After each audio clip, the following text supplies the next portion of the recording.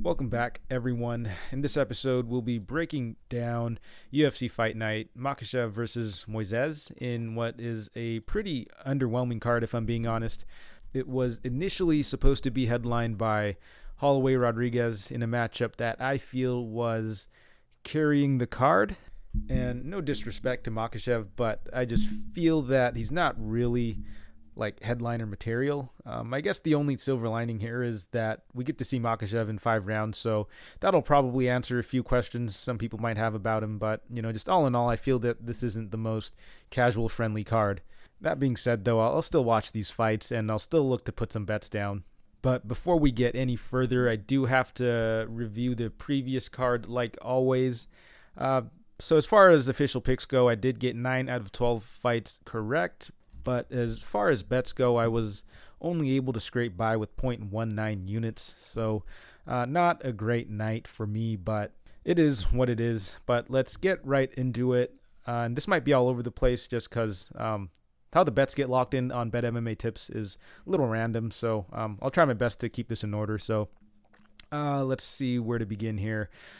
I guess Jessica I, Jennifer Maia. I did take a small shot on and I had her winning by decision as well, and I dropped a unit there. I don't think this was a terrible bet. The fight did play out pretty close. I actually had I winning the first round, and I feel that if she picked up her volume a little bit more, maybe worked the leg kicks and worked in the takedown or two, she probably could have stolen another round. But there were a lot of people that I saw who were pretty confident about Maia, and they're talking about her being like potentially a lock or being their most confident play, putting her in parlays and stuff. And she did pull away with the victory, but I just don't see how you could be that confident in Maia. I don't think that she looked like a minus 200 favorite in there whatsoever. She did win though, so congrats to anyone that did have her that night. And moving along, Trevin Giles, Dricus du Plessis.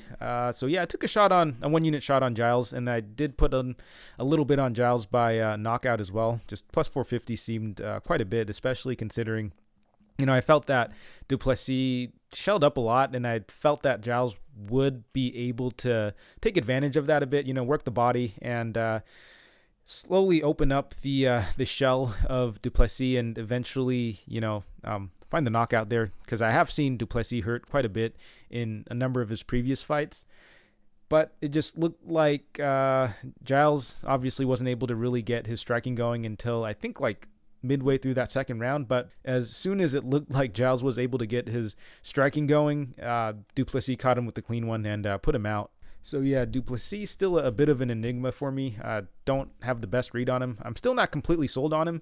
And, going forward, I don't know if I want to look to bet on him or against him just yet. Might need a few more fights to really decipher this guy, because I really don't think his striking's that good, but he's been able to pull off these knockouts consistently. So yeah, I'm going to need a bigger sample size before I can say anything confidently about him going forward. And then I also had about 0.8 units bet on O'Malley to win in round 1. I just felt that there was a massive skill discrepancy. I felt that O'Malley could definitely catch him early if he wanted to, but Moutinho showed a lot of heart in that fight, and O'Malley actually dropped him late in that first, and I feel that if O'Malley didn't look to hunt the sub, if he just kind of flurried at the end, he could have gotten a stoppage, but I think he wanted that submission win. So it is what it is. That's why I didn't put too much onto that prop, because at the end of the day, O'Malley has shown that he does have a tendency to play with his food a bit, and I kind of underestimated the durability of Moutinho quite a bit there. He was finished in 4 of the fights that he did lose, so I thought that the finish would be pretty likely, but Moutinho showed a lot of heart in that fight, and must have been a really sweaty fight for anyone who had O'Malley inside the distance, because looked like that fight could have gone the distance, but Erdbean stepped in like the final 30 seconds in what was a somewhat questionable stoppage in my opinion. Like, the guy was taking a nasty beating for like 14 and a half minutes. Just let the guy fucking, play it out for the remainder of the fight instead of just calling the stoppage. Like, I get it. He was taking a lot of damage, and it was potentially saving him, but, with 30 seconds left, I think that you could have just let it play out and let the guy go to a decision there. And moving along, I did have a 1-unit play on Tavares to win by decision. So ultimately, I did feel that Tavares was the better striker. The fight ended up playing a lot closer than I expected. I had thought that, going into that fight, Tavares should be able to stuff the takedowns, which he did, but I expected Tavares to have a bit more of an advantage in the striking, and yeah, played out quite a bit closer than I expected on the feet.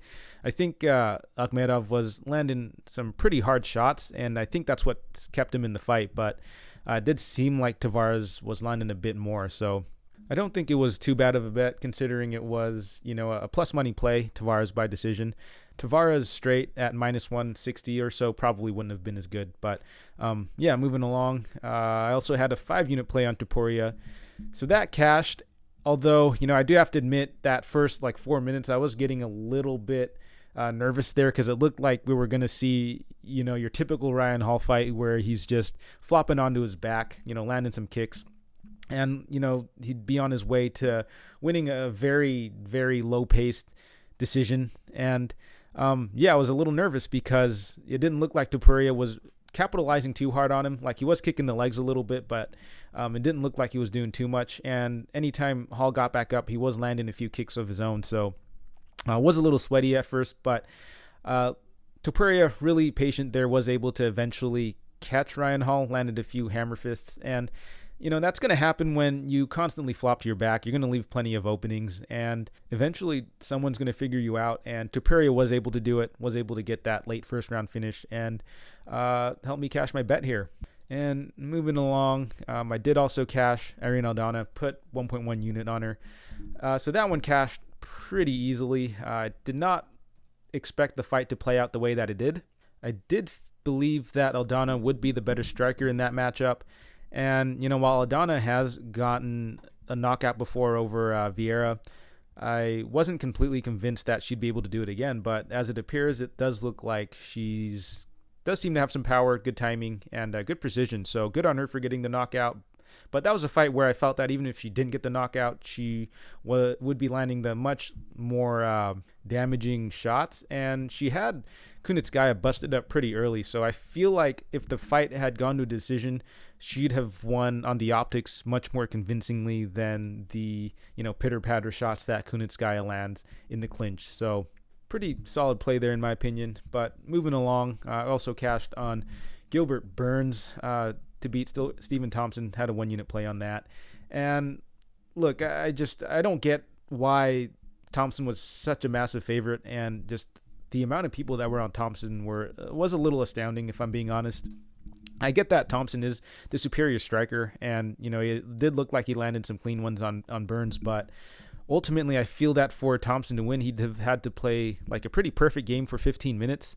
And Thompson is primarily a counter striker, right? And we've kind of seen what happens with Thompson when he goes up against someone who won't lead as much. It becomes a pretty low-paced sort of fight, and Burns was able to take advantage of that a little bit. But ultimately, I just felt that for Thompson to win, he'd have to fight a pretty perfect fight for 15 minutes, and for him to look like a minus 200 favorite, he'd have to really just kite Burns around the cage for 15 minutes.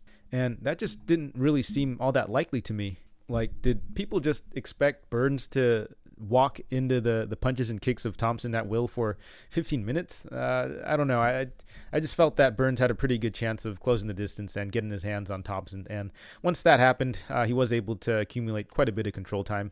Although, he didn't land too much. It's not like Thompson was doing too much in those situations either. So, that fight kind of played out the way I had expected it to. And, cashed relatively easily, although it did look like Thompson might have hurt Burns at one point. But moving along into the last fight, McGregor versus Poirier. So I did end up dropping 2 units on McGregor here and ended up losing most of the profit that I had accumulated on the night.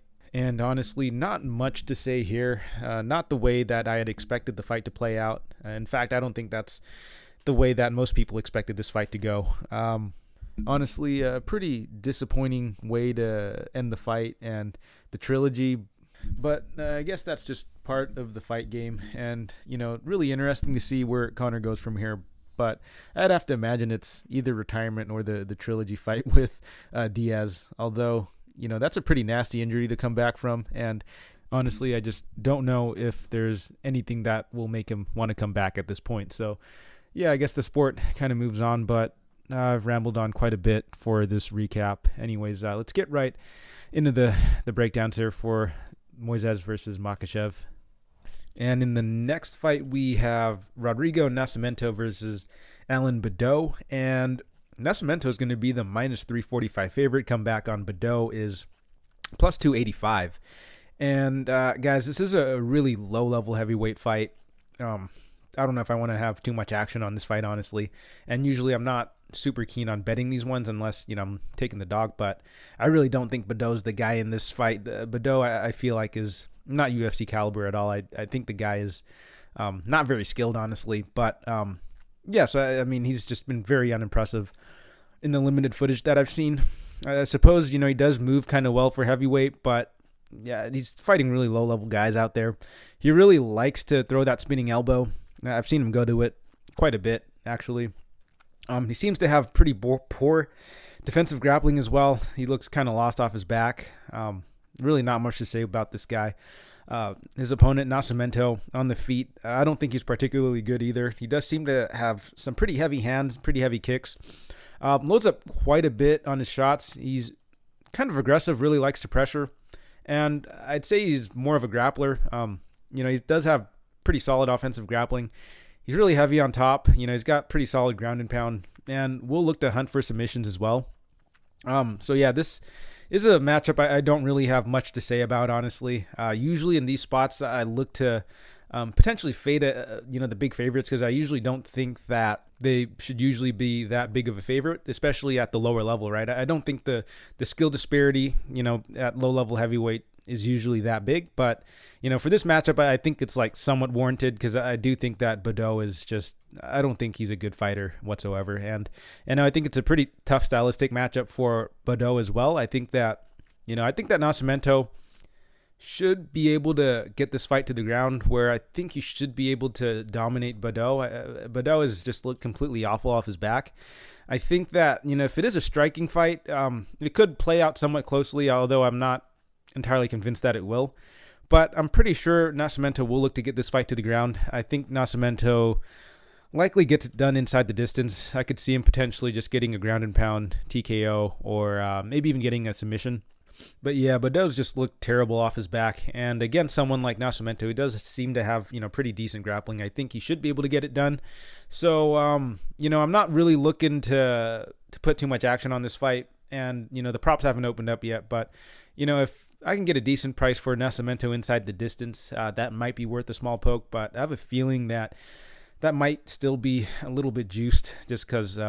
Baudot's kind of bad. So the pick here is Nascimento, and I'm looking at potentially playing Nascimento inside the distance if it's a good number, but if it's not, I'm more than happy to pass on this fight. And moving right along, we have Francisco Figueiredo versus Malcolm Gordon. And Figueiredo, so this is the brother of Davison Figueiredo, not Davison, okay? The guy's, he's got, similar stance and movement on the feet. It does kind of resembles his brother, but, the striking is not even close to that level. I'd say his striking is much more stiff. He does try to throw heavy like him, but I think he's much slower, and I think his technique just isn't quite as good. You can kind of see the resemblance, but honestly, Francisco just kind of looks like a cheap knockoff of his brother on the feet. He does have some very heavy leg kicks that he likes to throw.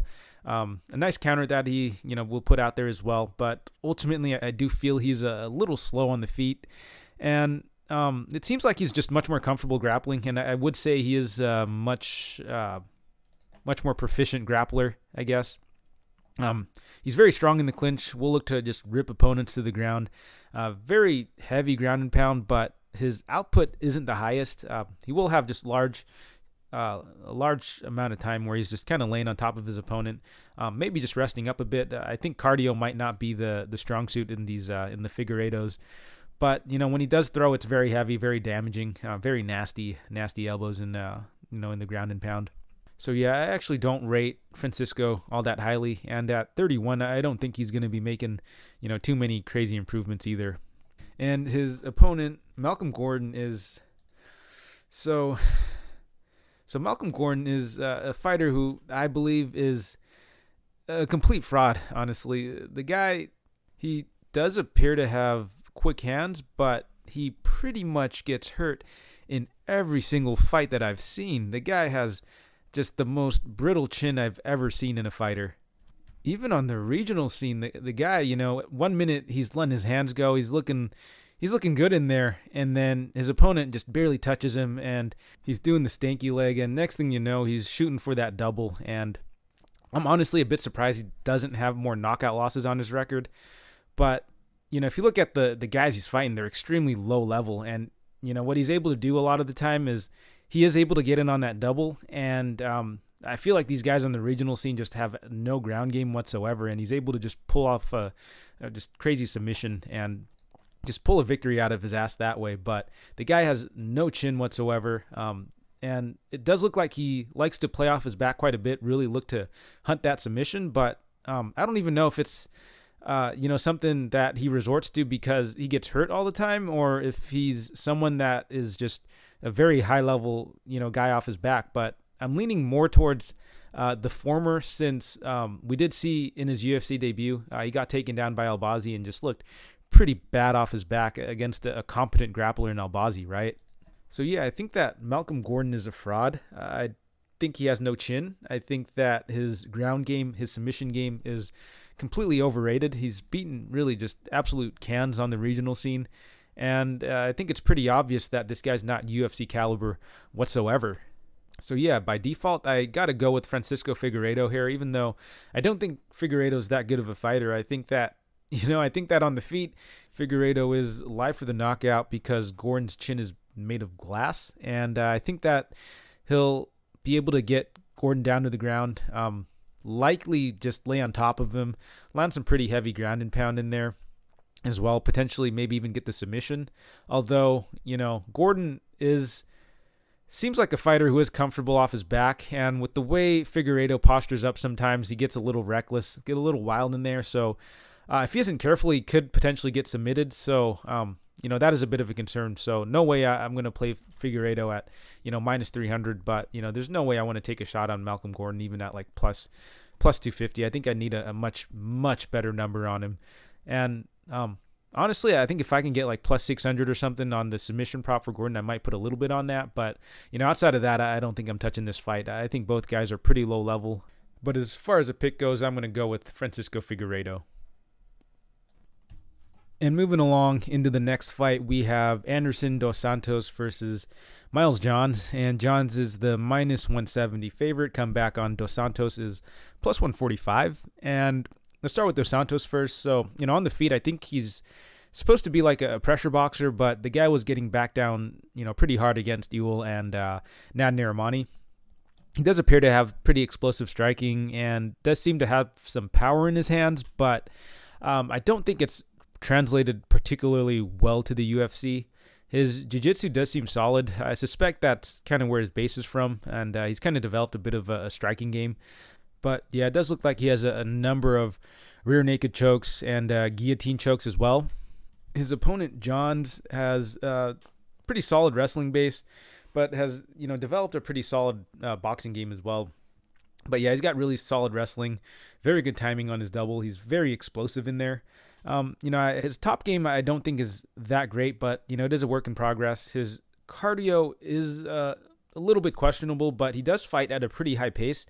The guy can shoot 3, 4, 5, 6 takedowns in a fight, and has been able to gut it out, right? So it's not like he's getting super tired and then getting finished or anything. He's able to put up a pretty high pace for 2-3 rounds with his grappling.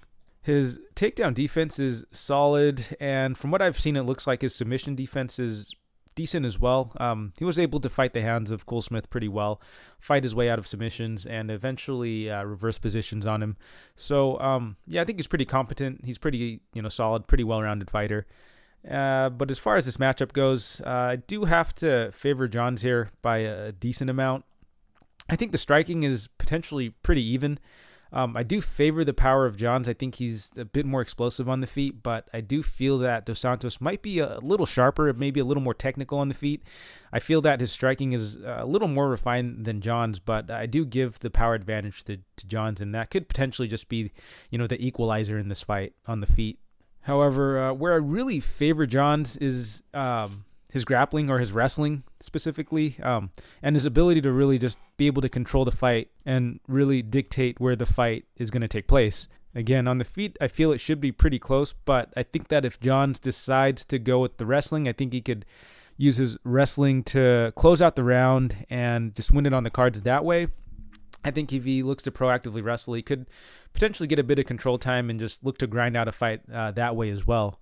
So yeah, I do favor Johns here quite a bit. I do think the wrestling is going to win him the fight. I think the biggest concern here for this matchup is potentially the guillotine. As a wrestler, he's going to be shooting a lot of takedowns, and Dos Santos does have a really nasty guillotine. He snatches it up pretty quickly. He has a number of guillotine chokes, on his record. And so if Johns isn't careful, he could end up getting caught here. But I feel that, it's a pretty low percentage. I don't see it happening at more than maybe a 25%, 30% clip. So, I think if Johns is careful, if he's just not leaving his neck out there, he should be able to avoid the guillotine. And if Dos Santos isn't able to lock that in, he'll be giving up a really solid position, and that'll leave Johns to potentially ride out the rest of the round on top. And the other concern for Johns is going to be the cardio, of course, but I feel that if this is a really high-paced grappling fight, I do think that Dos Santos is going to tire out too, because, at the end of the day, Dos Santos I think he's like 34, 35, so he's quite a bit past his prime. And, I'd go as far as to say the guy was past his prime when he entered the UFC. So, at 35 at bantamweight, that's pretty old. So I think that if Johns is really pushing the pace, he won't be the only one that's gassed out. I think that Dos Santos is going to be pretty gassed as well. So while there are cardio concerns for Johns, I don't think it'll be too big of an issue in this matchup. So yeah, the pick here is Johns. And as far as, betting tips go, I've already put 5 units on Johns here. I think he gets it done, at a fairly high clip. I think he should be, at minimum a minus 200 favorite, but realistically I'd cap him at around like minus 230, 240 or so, just because I think that, outside of catching Johns in a guillotine or something, I just don't see Dos Santos having too many paths to victory. Maybe if it's like 100% a striking fight, he could keep it close and it could be like a 50-50 fight, but I'd be surprised if Johns didn't shoot a takedown if the fight was close on the feet. If he was winning very clearly, he might just keep it standing like he did against his most recent opponent, Kevin Natividad, where I don't think he shot a takedown that fight, but he was winning pretty comfortably there. But if it is a close fight, I do expect him to shoot. And I don't think that Dos Santos is going to catch him on the feet either. Johns, I'd say, is pretty durable. He did get knocked out by Mario Batista, but that was he had a pretty clean knee to the face, and he wasn't even out cold. He just kind of shelled up, and it was ended up being a TKO stoppage. So it wasn't even like the guy was completely out cold. So I think that Johns is pretty durable, and just outside of like a guillotine choke or something, I don't really see Dos Santos being able to get the win here. So the pick here is Santos, and I do have a bet placed on the pick here is Johns, and I do have a bet placed on Johns already.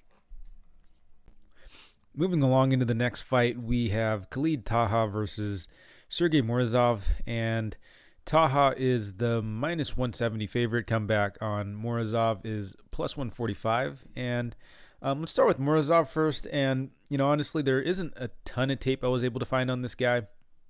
He looks to primarily be a striker, mainly a counterpuncher, I think. But from what I've seen, he is still kind of hittable.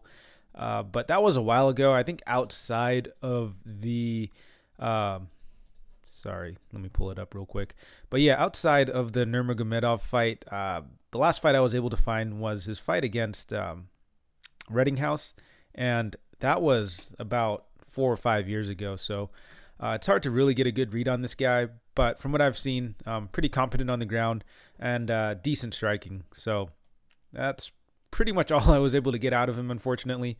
His opponent, Taha, is absolutely shredded. The guy is very big for the division. He's a very aggressive striker, very big power, very explosive. His takedown defense isn't bad per se, but it does look like he struggles a bit off his back. He's 1-2 and does have a no contest so far in the UFC, but I'd say his losses aren't terrible. I mean, he has a loss to Nad Narimani in his debut, but that was up a weight class, and Narimani was really able to just use his strength and size advantage to just out-wrestle Taha in that fight. And then his most recent loss was against Raoni Barcelos, who, very high-level opponent. Can't really knock him too much for that fight. But, taking a look at this matchup, I do favor Taha here a little bit more. I think that, he's going to be the much more aggressive striker. I think that he's going to be the one likely winning minutes here in this fight. He likes to move forward. I think he's going to be thrown a lot more.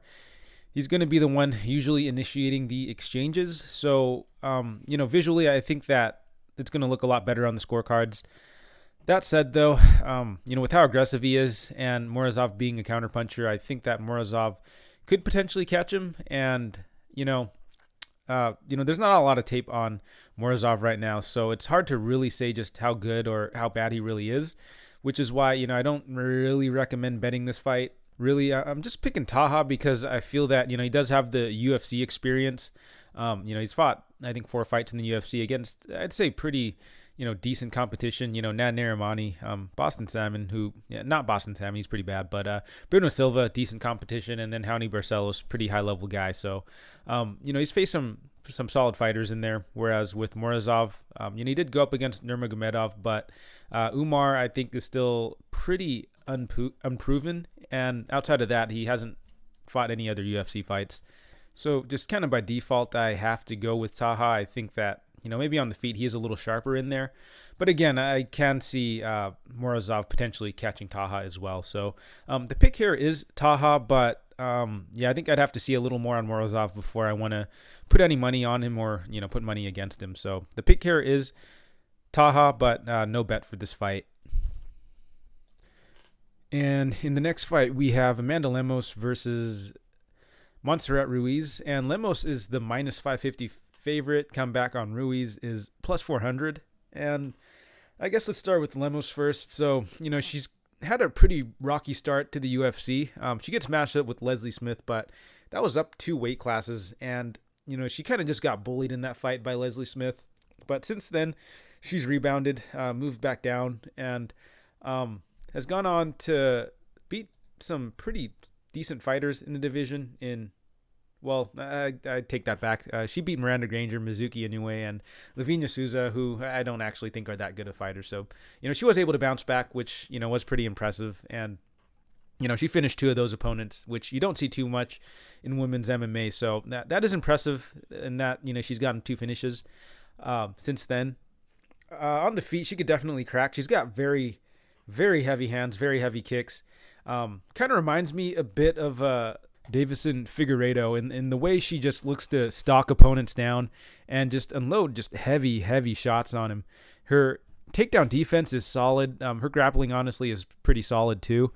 So just all around, I think she's a very, very good fighter. Hasn't fought the highest level of opponents, but she has looked good so far. But yeah, a very well-rounded fighter with, I'd say, pretty good power for the division. Her opponent, Ruiz, I'd say, is the complete opposite of that in the sense that she's a pretty one-dimensional fighter. And, I say that a lot about fighters. I say a lot of fighters are one-dimensional, but I'd say Ruiz definitely takes the cake here. She's a big-time one-tricker, and the only thing that she really likes to go to is that head and arm throw. Outside of that, I haven't really seen much from her game. She's virtually got no striking and has pretty terrible striking defense. She's extremely hittable and was actually getting lit up by Cheyenne Bays in her last fight. For anytime that fight was on the feet, she was getting pieced up, but she was able to close the distance, get her hands on Bays, and just head and arm throw her, and pretty much just did work on top. Pretty much just big brothered her on the ground for that whole fight, and that's kind of what she's been pretty reliant on doing, even on the regional scene. But taking a look at this matchup, I do feel that Lemos has has Ruiz pretty much outgunned on the feet. I think that she could definitely touch Ruiz up, possibly even hurt her, maybe get the knockout. Ruiz is pretty tough, but, I kind of thought that about Lavinia Souza previously as well, but, man, she hurt Souza pretty badly in that fight. I don't think Souza has been finished before. It doesn't look like it, but, the power of Lemos, I think, is, pretty crazy, for the division. Honestly, I do think that Lemos should be able to stuff the takedowns, but, if not, I think that Lemos could really take advantage of those head and arm throws that Ruiz likes to go for. One of the big things about going for those head and arm throws is you're giving up your back, and against someone like Lemos, who I believe is pretty competent with her grappling, I feel that is definitely something she could take advantage of, right, against Ruiz. And for Ruiz, I feel that she's fighting essentially a better version of her previous opponent, and in Cheyenne Bays, right? Cheyenne Bays, pretty solid striker. Apparently doesn't really have much of a ground game, but a lot of people didn't think that Ruiz would just be able to just head and arm throw her and basically just control her on the ground for like 15 minutes. But, that's what happened. But in this matchup, I feel that Lemos is basically everything Bays's, but better, better ground game, better striking, heavier hands. So basically Ruiz is fighting a better version of her previous opponent, right? So yeah, I got Lemos in this fight. Betting wise, I don't know if I want to play her money line. It's getting kind of wide. It's starting to feel like it's getting pretty wide. I think that, Lemos inside the distance might be the look here. I think that Lemos might actually be able to hurt Ruiz on the feet. And I feel that if Ruiz gets a bit sloppy with her head and arm throws, Lemos could potentially take the back of Ruiz, potentially get the submission. So I do like Lemos inside the distance. Again, I'll have to wait for the props to come out for this. If it's a good number, I might take a small shot on it. But as far as the money line odds go, I don't know if I want to, take a shot on Lemos at minus 550, or maybe even look to put her on parlays. And, I don't really fault anyone for wanting to take Ruiz here at plus 400. That's a pretty juicy number, and considering her being able to just control Bays on the ground last fight, Ruiz could just be a head and arm throw specialist, and we could see the same result again, but I really doubt it. I don't think she could keep getting away with it. I think that against a higher level opponent, and Lemos, I think Lemos is really going to punish her. I honestly think that Lemos should be able to light Ruiz up on the feet, keep the fight standing, or potentially even get the sub if the fight gets to the ground. I don't think that Ruiz is going to have, a ton of success with the head and arm throw this fight. So the pick here is Lemos, and looking at potentially putting a bid on Lemos inside the distance. Moving along, we have Daniel Rodriguez versus Preston Parsons, and the odds haven't been released for this fight just yet. Rodriguez was initially scheduled to go up against Abubakar Nurmagomedov, but Nurmagomedov, he pulled out of that fight, and Preston Parsons is coming in short notice. And I think they just announced this fight pretty recently, so haven't been able to find any odds on this fight just yet. But I'll give my prediction and analysis for this fight and then set the line just based off of what I've seen from both fighters, although, I haven't really seen too much from Preston Parsons. But, just given what we have, I'll try my best to set the line here. But let's start with Rodriguez first. So Rodriguez, in my opinion, he's a really solid boxer, really great jab, good combination striking. He mixes it up pretty well, good kicking game as well, and does seem to push a pretty high pace. Outside of that Nicholas Dalby fight, he's been pretty high output, pretty consistently. So that fight was a bit of an anomaly there. He's really good at mixing it up as well. Takedown defense seems solid, but it doesn't look like he's fought really any grapplers. I'd say most of the guys he's fought are primarily strikers.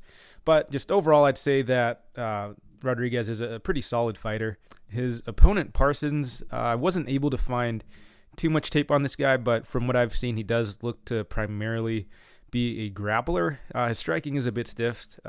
He's a bit telegraphed with a lot of his shots, but again, I think he is primarily a grappler. Does have a nice reactive double. Will hunt the submission pretty aggressively when the fight is on the ground, and he does have a ton of submission wins on his record, but I don't actually think he's some jiu-jitsu phenom. I just think that he's fought a lot of low-level opponents and has been able to really take advantage of that. And, from what I've seen, just based off of his record, it doesn't look like he's really evolved his game too much. I don't think it's, too developed, considering most of his wins are just against lower level guys and, their wins by submission. So it looks like he's just walking in there and pretty much just insta-subbing these lower level guys. And on the feet, I have seen him hurt. I've seen him rocked before. But a lot of the times it looks like he's just able to work that reactive double and get the fight to the ground and just work the sub from there. But all in all, I just don't think that Parsons is quite UFC caliber. He's a bit one-dimensional, if I'm being honest. And, taking a look at this matchup, I do feel that Rodriguez has quite an advantage on the feet. I think that he should be able to piece up Parsons pretty badly, might even hurt him, and potentially knock him out. Rodriguez should have the much quicker hands, much slicker boxing. Honestly, just a pretty big skill gap on the feet. On the ground, I might have to favor Parsons a little more just because he's shown a bit more of his jiu-jitsu acumen there. But again, it's against really low-level opponents. So I don't know if you can really take too much from that. And, his wrestling actually doesn't seem that good either. So he might actually struggle a bit to get this fight to the ground, in which case I do see Rodriguez doing work on the feet. So obviously the pick here is going to be Rodriguez. As far as how I set the line here, I think that I'd probably line Rodriguez at around like a minus 200 favorite, maybe a little bit more. But I wouldn't make him too big of a favorite just because there are a lot of unknowns when it comes to Parsons. And I guess the defensive grappling of Rodriguez to a certain extent. He has shown decent takedown defense in the UFC, but again, hasn't really fought too many grapplers, not too many wrestlers either. And for Parsons, he is coming in on short notice, so we don't know how his cardio is going to look. But, he has been pretty active. I think his last fight was about a month ago, so I don't think he should be in, terrible shape or anything. So, I wouldn't make Rodriguez too big of a favorite just because, we can see Parsons potentially just go all out on a takedown early, really try and hunt the sub, because I feel that probably is his best path to victory. Otherwise, maybe just look to get the fight down onto the ground and, just grind out a win. But again, coming short notice, even though he has been pretty active, just not having a full camp is going to be a factor here. So I don't know if he wants to have just a high pace like grappling fight for 3 rounds. I think his best path to victory is to just really try and sell out for the sub early. But I think that's a bit of a tall order for him, but I don't see it being impossible. So for that reason, I wouldn't line Rodriguez as too big of a favorite, although, minus 200, minus 250 or so is, pretty decent sized favorite. So I'm going to go with Rodriguez here. I think that he should piece up Parsons on the feet and potentially even get the knockout. And moving along into the next matchup, we have Billy Quarantillo versus Gabriel Benitez. And Benitez is the minus 210 favorite. Comeback on Quarantillo is plus 180. And Benitez, so this guy is, I'd say, a veteran of the sport at this point. His striking is solid. He's got a good jab that he fights behind. He's got a quick 1-2 as well. Really heavy leg kicks. I heard the commentators just rave about it all the time. He digs really hard to the body, and he does have a pretty high work rate as well. The only concern that I have with them really is the durability, and even then, I don't think it's like too big of an issue. He's been dropped and hurt on multiple occasions, but I don't think he's like chinny or anything. I just think that it's a little bit of a concern. As far as his defensive grappling goes, I think his takedown defense is actually pretty decent. He is hard to keep down. I think his takedown defense stats are a little skewed because of a couple fights. I think more notably the Barzola and the Collard fights. But even then, he does a pretty good job of popping back up to the feet pretty quickly here. And his opponent, Billy Quarantillo. So this guy's an absolute cardio machine. He's super durable as well. And I'd say that's really the two attributes about him that really stand out. And I feel like that could actually get you pretty far in the UFC, right? I don't think he really excels anywhere else. But, like I said before, fantastic cardio and super durable. His striking and grappling is honestly, I'd say, pretty mediocre. I wouldn't say he's, a bad fighter by any means. But, I don't think that he's particularly elite in any skill set. And, I don't think he's an exceptional athlete or anything. I don't think he has phenomenal power or, quickness or anything. But I will have to admit, the guy is the guy's super durable. He likes to move forward. He'll take your shots, and he's pretty relentless with his volume and his pressure. And, the guy's kind of a zombie on the feet. Will take all your shots and just continue to move forward and really just put a pace on opponents. And, versus lower level opponents, he's able to just wear on them and either get the finish late or just outwork them and outpace them over the course of 3 rounds. He's not really out-techniquing them or anything, but, usually he's able to outwork them and outpace them. And it seems like the only fighters that have really had success against him are ones that are able to wrestle and really slow him down by controlling him. We saw Kamoila Kirk and Spike Carlisle have a bit of success doing that with the wrestling. They were able to get a bit of control time on Quarantillo, but Quarantillo was able to pretty much just make them work a little too hard. They tired out, and with Kirk, I think he ended up getting the finish, and then with Carlisle, I think Carlisle ended up slowing down quite a bit after that first round and a half, and Quarantillo was able to eke out a decision there. And the only fighter that was really able to have a lot of success doing that was Gavin Tucker. So even then, he had to land 7 takedowns on Billy Q, and Quarantillo was still able to keep it a pretty competitive fight, was able to work his way back up on multiple occasions. So I feel like the best path to victory against this guy is usually just to control him, really, slow down the pace a bit with the grappling. But, this is a matchup where, Benitez, he has grappled a bit before, but the guy is primarily a striker. So, yeah, very interesting matchup, very kind of tough to predict, honestly. But, on the feet, I do favor Benitez a little bit more. I think he's the much more technical striker. I think he's definitely fought the higher level of competition. I think his striking is just much more crisp. And, he should be able to touch Billy Q up on the feet and possibly get the knockout. But Billy Q he's so durable. And the way he's able to just take shots and move forward, I think that there is a possibility where, we see Quarantillo just take the best shots of Benitez and maybe just grind him out, potentially maybe get a late finish, or even just be able to pick the pace up enough in the second and third round to steal a decision here. But this could also be a case where, Benitez just shows that there are absolutely just levels to this and just styles on Billy Q on the feet, maybe even knock him out. So yeah, I definitely do feel that there's going to be more upside for Benitez on the feet, but I do expect Billy Q to really look to mix it up, make it a really just sloppy, grindy sort of fight, make it into just your typical Billy Q sort of fight. And, something to consider here is that Billy Q's original opponent actually dropped out. So Benitez is actually the one stepping in on short notice for this fight. And while I don't think he's going to come in completely out of shape or anything, I do feel that the advantage will lie with Billy Q in this scenario, especially since I do think that Billy Q is going to be the one with a better gas tank. And, coming into this with a full training camp, I think he's going to have, a decent sized advantage there. So, if Benitez's cardio isn't on point for this fight, he's going to be in a lot of trouble, especially a bit later in the fight when Billy Q starts putting it on him. But, as far as an official pick goes, I do have to side with the more skilled fighter, and that's going to be Gabriel Benitez. But from a betting perspective, I feel that the value is on Billy Q. I think that, if Billy Q is able to get his grappling going, we have seen, other fighters have a bit of success against Benitez with the wrestling.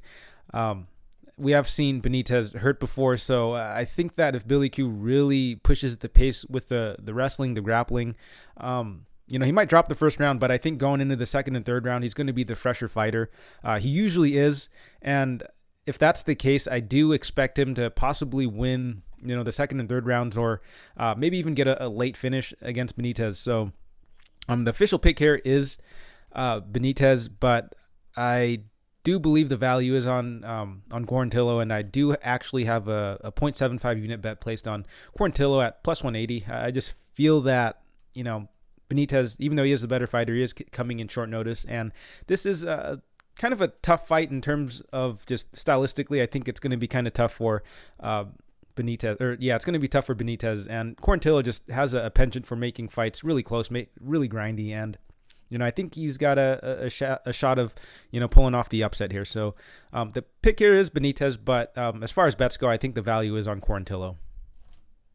And in the next fight, we have Rodolfo Vieira versus Dustin Stoltzfus, and Vieira is the minus 250 favorite. Comeback on Stoltzfus is plus 210. And let's start with Vieira first. So the guy is primarily a grappler, really high-level jiu-jitsu, actually. His striking is a bit rudimentary. Really just the jab and the kick is pretty hittable on the feet. His wrestling does seem solid, though, but again, this guy is just a world-class jiu-jitsu player, extremely accredited. I think he's like a third-degree black belt. The guy's just a phenom on the ground. That said, though, his last fight was a really, really bad look on his part, getting submitted by Hernandez. But I think the big takeaway from that fight was, he just completely blew his load in that first round, hunting the sub. And the fight was pretty much over after that point because he had pretty much expended all of his energy looking for the submission. And when he wasn't able to get it, he had just completely tired himself out. His movement was extremely labored. Hernandez was pretty much able to just tee off on him on the feet. He wasn't able to get his hands up. His head movement was just non-existent because the guy was just absolutely gassed. So, yeah, that was a pretty bad look. And, a lot of people were on him, including me. I believe I actually had him in a parlay. And, going into that fight, I didn't expect him to gas as badly as he did because he hasn't really shown, terrible cardio problems before. Like going into that Piotr fight, he was in a pretty high-paced, grappling match with Piotr, and, he was able to finish him late in that second round, but he didn't look anywhere as gassed as he was in his fight with Hernandez. So it did take me a little bit by surprise just how badly he gassed out in that fight. But, he was really aggressively hunting that sub, so that definitely was a factor there. And, coming out of that fight, I do expect him to look to pace himself a little more. And I think if he does that, he, should have a decent chance in this fight. I do think that he should have the cardio to grapple at a moderate pace for, I'd say, at least 2 rounds from what I've seen. His opponent, Stoltzfus, not too much tape on this guy. But from what I have seen so far at the UFC level, his striking isn't really that great. Seems pretty low volume on the feet, lots of single strikes. Honestly, not too much that I like about this guy from what I've seen.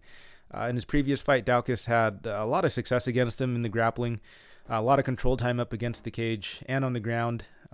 He didn't show too much urgency to work his way back up. I don't know how good his defensive grappling is. Daukaus is a decent grappler in my opinion, but I do think that Vieira is a much better grappler, obviously. So, as far as this matchup goes, I do have to favor Vieira, quite a bit. I think that he can have a lot of success holding Stoltzfus up against the cage. If he is able to work a takedown, I think he should be able to keep him on the ground for a fairly lengthy amount of time, possibly even get the submission. Obviously he's going to have to pace himself a little better, but I feel that if he is a little smarter with his game plan, really just look to accumulate control time instead of just being aggressive with the submission, he can definitely grind out a win here. Stoltzfus just has not really shown much in terms of his defensive grappling to make me think that he can really make Vieira work and really just get out of, bad positions. And on the feet, I don't think it's going to be a complete wash. I might still give Stoltzfus a bit of an advantage there, but I don't think he's a very high-level striker either. And I do think that Vieira can probably stay busy enough on the feet to set up his, takedowns and really just have success in the grappling. So the pick here is Vieira, but, no way I'm betting him again. I've already learned from my previous mistake. His cardio, honestly, is still a little suspect. I don't want to completely write off his cardio after that one performance, but, it is still a bit of a concern. However, I feel that, if he paces himself well, I do think that he could definitely, bank 2 rounds with the grappling and possibly even get the submission if it presents itself. So, the pick here is Vieira, but I don't think I'd be playing him at this big of a money line price. But at the same time, I don't see too much value in Stoltzfus either. If you're picking Stoltzfus, you're really just banking on Vieira to gas out, and that can happen. But I think with a proper game plan and approach, he should be able to go the distance. And Vieira still is dangerous on the ground, so even if he does come in very aggressive, there is, I'd say, a decent chance he can find the submission too. So the pick here is Vieira, but I don't think I'll be betting this fight.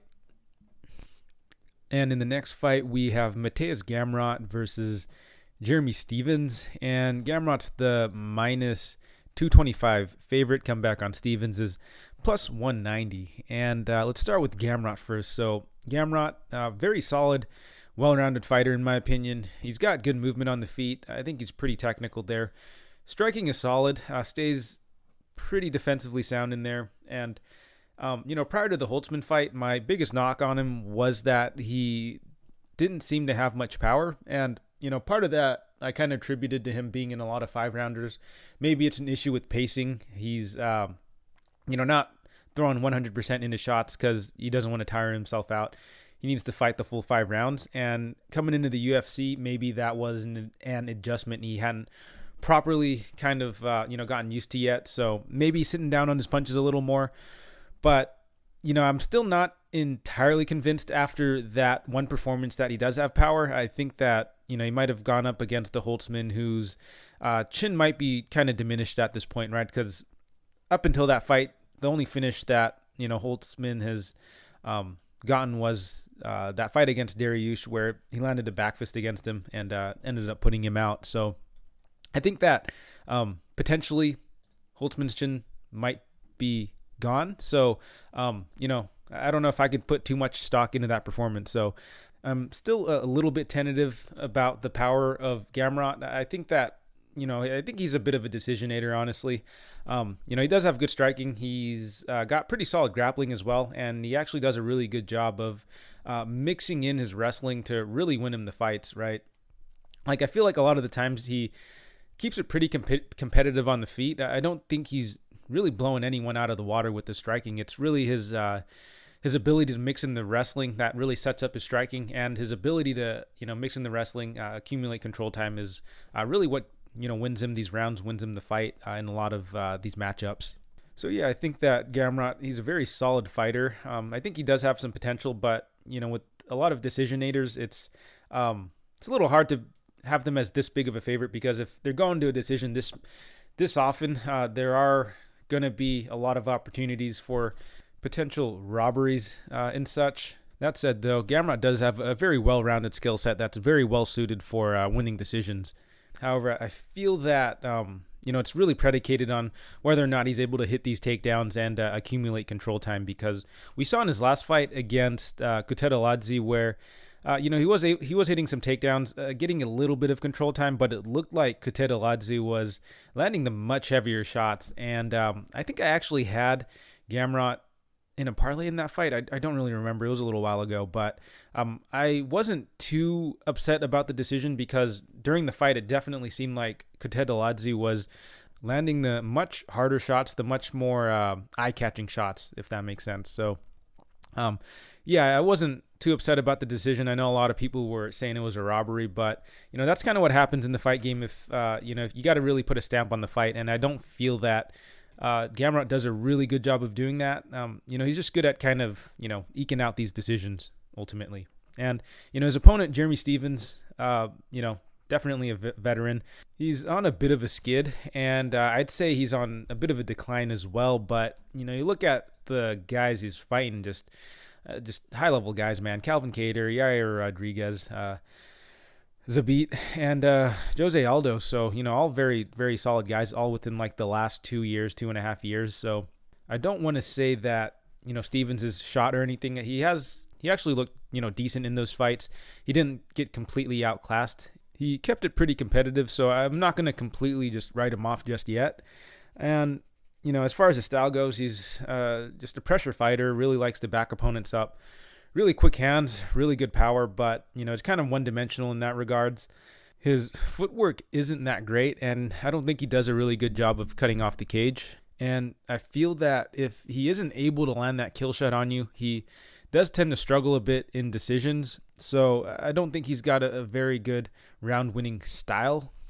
So yeah, as far as this matchup goes, I do have to favor Gamrot quite a bit here. I think that he matches up pretty well against Stevens. I think Gamrot on the feet should be able to look to just outpoint Stevens. I think he's got better footwork. He should be able to stay on the outside, look to just outpoint Stevens and avoid the power shots of Stevens, and obviously just mix in a few of the takedowns and really just win the round that way. So yeah, I think that Gamrot should be able to cruise to a decision here, but my concern with Gamrot in this matchup is that I feel Gamrot is still pretty unproven. I feel so far, he has passed the eye test. He does look good. Looks like a very solid, well-rounded fighter, but, he hasn't really fought the best competition. He went up against Gatedaladze that fight, someone who was also making their UFC debut, so it's hard to really gauge where he's at. And then he beat, I'd say a declining Scott Holtzman. And, with Stevens, even though he's on a 4 fight, lose streak. I guess there's a no contest sprinkled in there, but that's against the highest level of guys. And before that, he's fighting guys like Josh Emmett, Moicano, Frankie Edgar. So this guy's been fighting some of the best fighters in the division these past 4 or 5 years. So yeah, I do have to give him a bit of credit there. But ultimately, I do feel that Gamrot should be able to outpoint him on the feet and really use the grappling and the wrestling to win rounds. But I guess the other concern is that, similar to the Gatedaladze fight, where we might see Stevens land the more eye-catching shots, the heavier shots on the feet, because, again, Stevens does have really quick hands and, he does have good power. So that could potentially swing the rounds in his favor. But I have a feeling that I think it should swing this way for Gamrot this time if it goes to a decision. So I'm taking Gamrot as the official pick. As far as bets go, I don't know if I want to play Gamrot at this money line just yet. I feel it is a little wide at the moment. At minus 225. I don't think there's too much value here. I do think that Gamrot wins, but I do feel that Stevens is still pretty dangerous on the feet, and I think that he can still keep it pretty competitive. So Gamrot will really have to get his wrestling going to have a lot of success, but as it stands now, it does feel a little wide. I'd like it to be a little bit closer before I take a shot on Gamrot at this point. And in the co-main event, we have Marion Reneau versus Miesha Tate. And I know that Tate's got a bit of name value, but it's kind of weird that they're putting her in the co-main spot, considering she hasn't fought in like almost 5 years. But yeah, she's making her return fight against Marion Reneau here. A very interesting matchup. And a very unexpected return for Tate. But, taking a look at the odds real quick, Tate is the minus 123 favorite. Comeback on Reneau is plus 103. And let's take a look at Tate first. So, yeah, she is coming off a pretty long layoff here. And it's going to be really interesting to see, what kind of shape she comes in. But, as far as her skill set goes, I don't think her striking is that great. It's a bit clunky, and she is extremely hittable on the feet. I think she does do her best work on the ground. She's really heavy on top. Ground and pound is pretty nasty. Submission game is solid as well. However, I don't think that her wrestling is that great. I think her shots are kind of telegraphed. However, she will look to, cage push if she's not having too much success with her grappling. And I think the biggest factor, obviously, is just going to be the layoff. Don't really know what her motivation is for coming back. And, I'm just kind of interested to see just what kind of condition she's going to be in, just coming off of, such a long layoff. And taking a look at her opponent, Reneau, she's another grappler with pretty subpar striking, in my opinion. Pretty basic on the feet, a lot of 1-2s. We'll look to flurry with combos occasionally. And she does have a black belt in jiu-jitsu and will mix in the grappling, but I haven't really seen her go to her grappling aggressively in recent fights. And I think that's because her cardio probably isn't that great at this age. She is 44, and in a very high-paced grappling fight, I just don't think that she'll be able to last the full 15. And the other factor, I believe, is that she just hasn't really had the opportunity to really go to her grappling. If you look at her most recent fights, she's kind of just been outmuscled in a lot of those losses. And, I think that just goes back to the age as well. I mean, I don't think Reneau's weak or anything. She does seem pretty strong, but I don't think, once again, the cardio is there. I think that maybe she's got one round of solid cardio, but after that, her movement's kind of labored, and she's just not as strong, not as explosive going into the later rounds. And we do see that in her most recent fights where, it's pretty competitive that first round, but going into that second and third round, she just seems just severely diminished. But as far as this matchup goes, I do have to favor Tate here. I know that Tate is coming off a really long layoff, but assuming she is in decent shape, I think this is a pretty good matchup for her. Reneau just has not looked good whatsoever in her last 4 fights. I think that Tate should be able to do what Pennington did against Reneau, and that's really just look to cage push, bully her up against the cage, possibly look to get the grappling going. And, as far as the striking goes, I don't think that it's, there's too big of a discrepancy there. I think it should be somewhat competitive. Maybe you give the slight advantage to Reneau, but who knows what kind of improvements, if any, Tate's been making in the off season, her 4 years off. But I think that Tate actually has pretty good power, even though she is a bit clunky on the feet. And again, the age of Reneau is just such a big factor. I think she's going to be much slower in there. So I do see Tate having a bit of success on the feet as well. And I think if she looks to go to the grappling, I think she'll have some success there. And I think the first round, it might be competitive since Reneau will be fresher. But, I do expect her to slow down and put up much less resistance going into the later rounds. And ultimately, I do feel that the age is just a much bigger detriment than the time off for Tate, unless Tate's just super rusty. But even then, I don't think that the ring rust is going to be too big of a factor for a grappler as opposed to, say, like a striker, just because I think that the timing and everything isn't going to be as it's not going to be as big of a factor. So I'm going to go with Tate here as far as the pick goes, and I do actually have a 1.23 unit bet placed on Tate. I think that, this is a pretty favorable matchup for her. If it wasn't for the 4.5 year layoff, I might even, put more on her, but, I really do have to see how she looks coming off that layoff. And, if she had one fight before and looks decent, I'd probably put a bit more on her. But then again, the odds might be a little higher on her. So I have Tate winning here, and I think she wins a pretty comfortable decision in my opinion. And in the main event, we have Islam Makhachev versus Thiago Moisés. Makhachev's the minus 700 favorite. Comeback on Moisés is plus 450. And let's start with Moisés here. So Moisés, he's a pretty solid, well-rounded fighter in my opinion. His striking isn't the best, but it's not completely terrible. He's pretty solid defensively and does have pretty decent counterpunching as well. His volume isn't the best, but he does stay pretty, technical in there.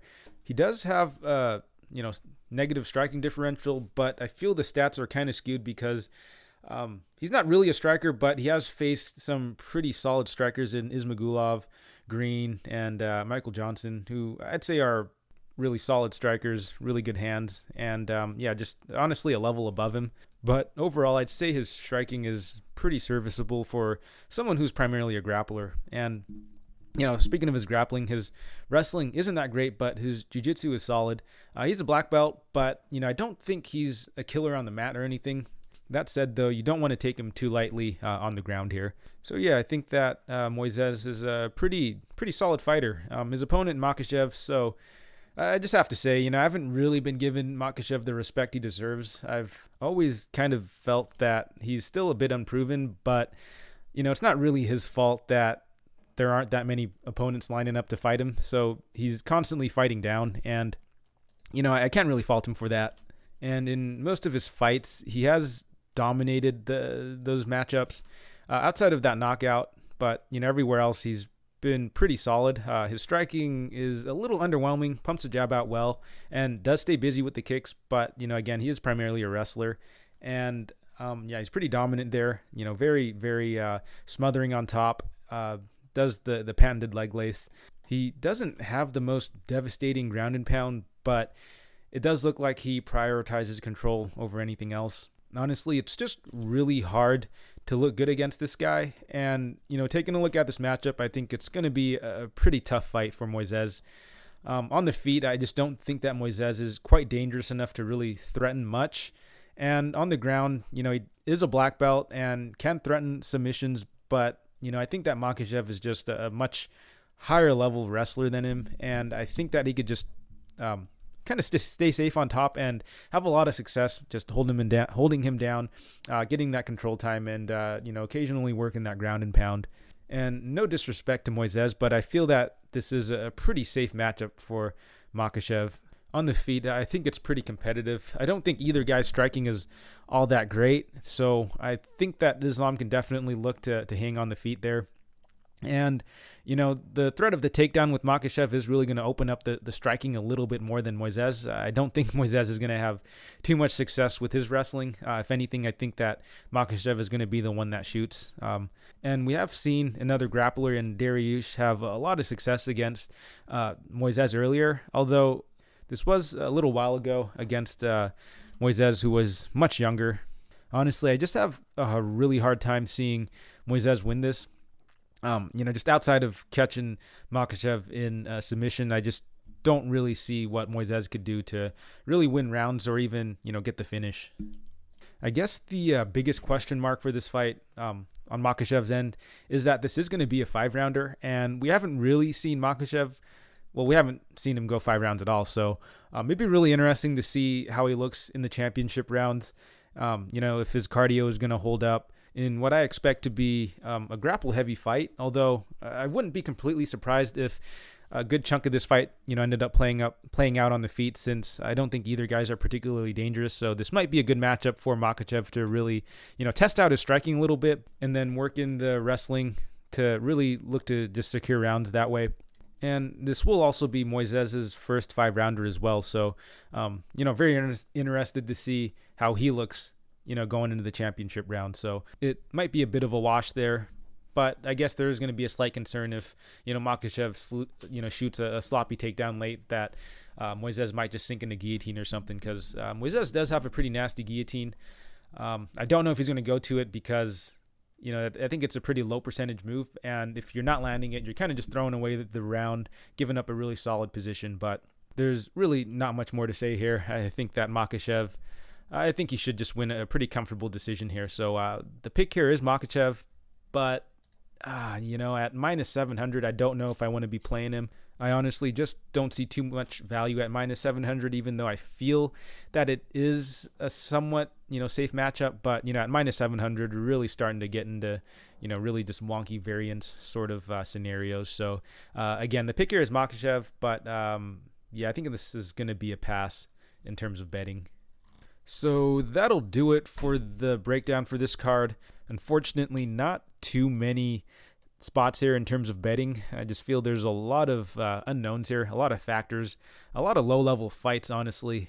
I'll look to dig deeper, and maybe we can find a few spots throughout the week. And, there are a few props that I am waiting on, but, I don't think the props have been released for most of these fights just yet. But anyways, if you guys found any of these breakdowns useful, hit that like and subscribe. It really helps the channel out, and it makes me happy. But yeah, I appreciate all the support so far. I hope you guys cash your bets, and I'll catch you next week.